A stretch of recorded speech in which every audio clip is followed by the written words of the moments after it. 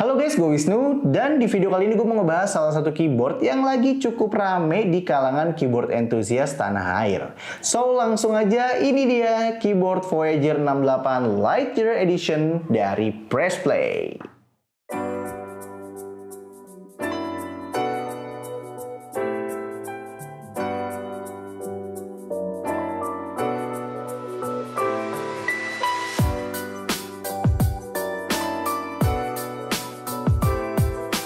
Mulai dari bagian paling luar, packaging dari keyboard ini bener-bener premium banget. Terkesan mahal dan unboxing feel-nya kali ini juga berasa mewah.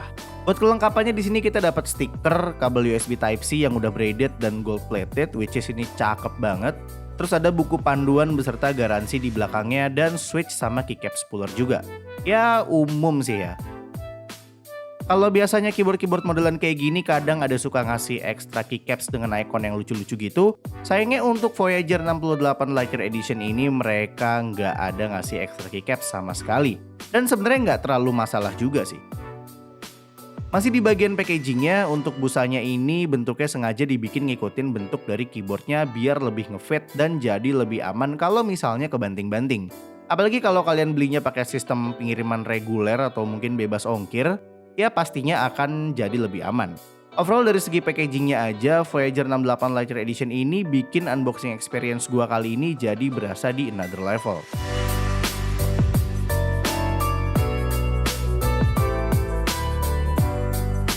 Lanjut ke tampilannya, di sini gue notice kalau ada beberapa part yang beda dan masih sama kayak di seri Voyager sebelumnya, yaitu si Retro Edition. Sebenarnya gue sendiri belum pernah megang dan ngerasain langsung untuk seri Voyager 68 Retro Edition ini, jadi paling gue cuma bisa compare lewat gambar aja. Oke, beberapa hal yang masih sama dari keyboard ini dengan seri sebelumnya adalah masih sama-sama punya layout 65%. Icon-icon lucu ala Voyager atau luar angkasa kayak UFO dan satelit, terus penempatan huruf yang terletak di kanan atas dan semua font juga masih sama alias nggak ada yang berubah. Paling kalau untuk yang Retro Edition ini fontnya dibikin italic atau miring-miring, di versi Lightyear Edition ini fontnya dibikin tegak tanpa italic. Terus ada beberapa perbedaan juga di bagian keycaps dari huruf A sampai H. Kalau di versi Retro Edition mereka ada kasih icon tombol function, di Lightyear Edition ini udah mereka ilangin dan otomatis bikin keycapsnya jadi berasa lebih clean aja. Selain itu, kalau di seri sebelumnya cuma ada icon arrow aja untuk di bagian caps lock sama shift kanan dan shift kiri, di versi terbaru ini udah dilengkapin dengan teks yang jelas juga. Warna keycaps cherry profile-nya juga ditambah dengan beberapa aksen warna merah yang bikin keyboard ini jadi kelihatan lebih cantik, lebih berwarna, dan lebih sesuai juga sama kardusnya. Satu perbedaan yang paling kelihatan dari versi sebelumnya, sekaligus yang paling gua suka juga di versi Voyager 68 Lightyear Edition ini adalah dia udah pakai full aluminium case. Yang dimana bikin keyboard terbaru dari Pressplay ini jadi lebih keren mau dilihat dari sisi manapun. BTW ini agak berat ya, gue juga agak ngeri-ngerian kalau harus ngangkat keyboard ini pakai satu tangan. Dari beratnya ini sebenarnya kerasa banget kalau keyboard ini punya build quality yang solid dan nggak main-main. Ukuran frame dari casingnya ini juga agak tipis dan nggak terlalu tebel. Gue sendiri lebih suka yang modelnya agak tipis gini karena kelihatan lebih rapi, lebih cantik dan seksi aja. Di bagian bawah dari keyboard ini cuma ada karet aja tanpa high adjustment. Tapi dengan typing angle yang udah segini nyamannya sih menurut gue fitur high adjustment udah nggak terlalu penting-penting banget. Well, tapi itu tetap balik lagi ke preferensi masing-masing aja. Masih di area bawah dari keyboard ini ada ukiran tulisan Voyager yang agak gede dan di bawahnya lagi ada nomor seri yang dibuat dari silver plated gitu. Lagi-lagi Pressplay tahu aja gimana caranya bikin keyboard terbaru mereka ini jadi makin kelihatan lebih elegan dan beda dari keyboard-keyboard pada umumnya yang biasanya untuk nomor seri itu cuma ditempel pakai kertas stiker aja kayak yang terjadi di versi Voyager yang Retro Edition juga. Terakhir dari segi warna casingnya, kalau si Retro Edition punya case dengan warna hitam, beda halnya dengan Lightyear Edition yang punya warna full ungu untuk di bagian case-nya. Sebenarnya fenomena ini agak jarang ya, karena kalau case keyboard itu yang banyak biasanya warna-warna dasar aja kayak hitam, putih, silver, atau abu-abu. Ada juga sih biasanya yang pakai warna-warna lain, cuman mungkin lebih banyak custom. Tapi di sini Pressplay ngasih kita sesuatu yang beda dan benar-benar baru. Mungkin ini nggak terlalu umum dan bisa jadi warna ungu ini bukan warna favorit dari kebanyakan orang. Kalau kalian nggak cocok sama keycaps kan gantinya gampang ya, dan untuk pilihan desain keycaps itu juga banyak banget. Tapi kalau udah urusan casing menurut gua udah nggak bisa diapa-apain sih. Terlebih ngeganti casing keyboard juga nggak akan sesederhana dan semurah gonta-ganti switch atau keycaps. Apalagi ini udah full aluminium case juga, jadi pastinya sayang dan mubazir banget kalau harus digonta-ganti lagi. Untungnya gue suka sama warna ungu, jadi fix ini keyboard sih bakalan kepake banget.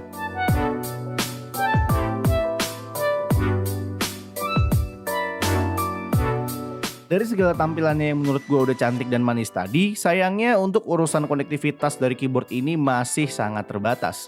Untuk versi Lightyear Edition ini, Pressplay cuma ngasih kita konektivitas menggunakan kabel Type-C yang panjangnya 180 cm dengan portnya yang terletak di bagian sebelah kanan. Atau dengan kata lain, keyboard ini adalah sebuah keyboard yang full wired dan belum punya fitur wireless sama sekali. Nah, untuk perihal port USB yang terletak di bagian kanan, sebenarnya Pressplay sendiri juga udah sempat mention kalau portnya ada di bagian sebelah kiri, nantinya bakal bentrok dengan soketnya karena PCB dari keyboard terbaru mereka ini udah south facing. Sebenarnya ada solusi dan bisa-bisa aja kalau mereka mau paksain untuk bikin port USB-nya ada di bagian sebelah kiri dengan ngorbanin tombol escape dan angka 1 yang dibikin jadi north facing. Tapi karena Voyager 68 Lightyear Edition ini adalah keyboard south facing pertama mereka, jadi nggak tanggung-tanggung mereka pengen bikin ini jadi south facing semua. Dan untuk soal ini menurut gue Pressplay udah ambil keputusan yang sebenarnya nggak salah juga. Oke, lanjut buat urusan kelap-kelip atau RGB-nya. Keyboard ini punya 14 animasi dengan FN plus backslash dan FN plus P untuk gonta-ganti warna dari si RGB light ini. Speed animasi dari RGB-nya juga bisa disetting dengan FN plus arrow key kanan kiri. Kemudian untuk setting brightness-nya ada di FN plus arrow key atas bawah. Untuk selebihnya, semua fitur dari keyboard ini udah dituliskan dan tertera secara lengkap di buku panduan atau manual booknya sampai ke perihal custom backlight yang bisa kalian pelajarin dan explore sendiri.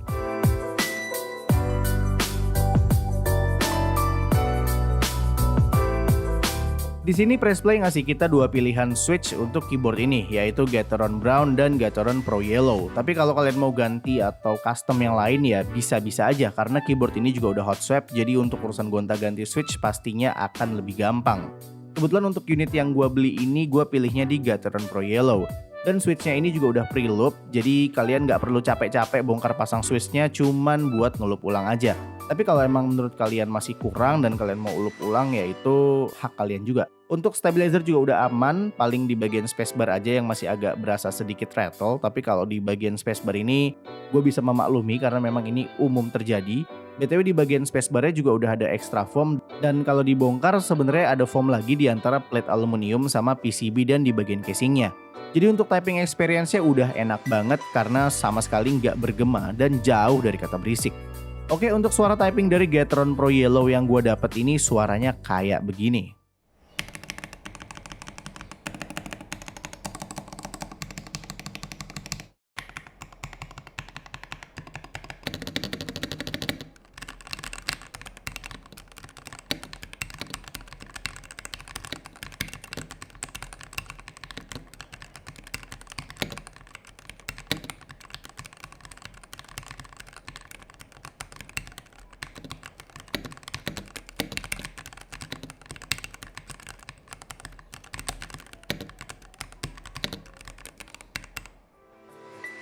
Balik lagi ke masalah konektivitas, sayangnya keyboard ini masih belum punya fitur wireless di harganya yang udah nyentuh 1,5 juta ke atas.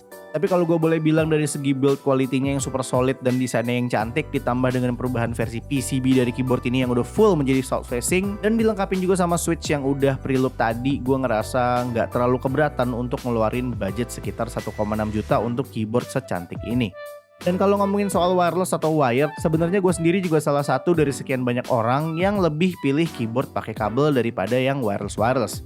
Karena kalau wireless itu biasanya ada aja insecure-nya. Yang delay lah, tiba-tiba nggak connect lah, baterai lowbat lah, kudu charge baterai dulu lah, dongle wireless keselip entah di mana lah. Ya pokoknya ada-ada aja. Walaupun kalau wireless itu biasanya punya nilai plus untuk bisa bikin setup jadi kelihatan lebih neat dan clean karena meminimalisir adanya kabel-kabel yang berantakan di atas meja setup. Oh ya, untuk tambahan aja, di bagian nomor seri yang pakai silver plate dan aluminium case dari keyboard ini agak rentan meninggalkan bekas sidik jari atau bekas-bekas tangan, terutama kalau pas tangan kalian lagi agak basah atau keringetan. Jadi kalian harus rajin-rajin untuk bersihin beberapa bagian dari keyboard ini biar tetap kinclong dan enak buat dilihat. Tapi untuk di bagian nomor serinya ini kalian perlu hati-hati pas mau bersihin karena ternyata silver plate-nya ini agak sensitif dan lebih gampang kegores-gores. Gue saranin pas mau bersihin atau ngelap-ngelap jangan pakai sembarang kain apalagi tisu. Tapi pakai aja kain microfiber atau kalau kalian punya lap kacamata yang udah nggak kepake itu juga bisa karena bahannya lebih halus dan aman buat modelan plate yang mengkilat-mengkilat begini.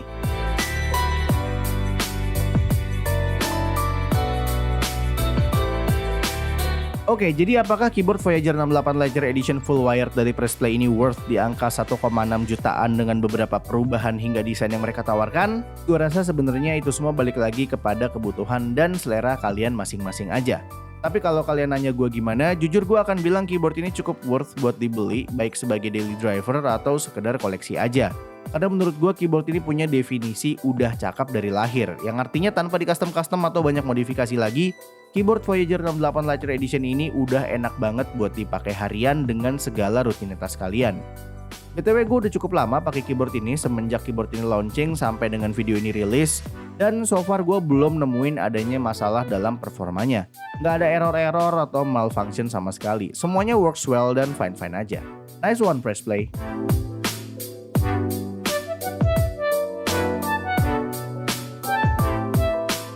Oke guys, jadi itu dia review gue buat keyboard Voyager 68 Ledger Edition dari Pressplay ini. Dan gimana menurut kalian? Apakah keyboard yang satu ini cukup worth untuk kalian beli? Mungkin mau kalian pakai atau sekedar buat koleksi aja?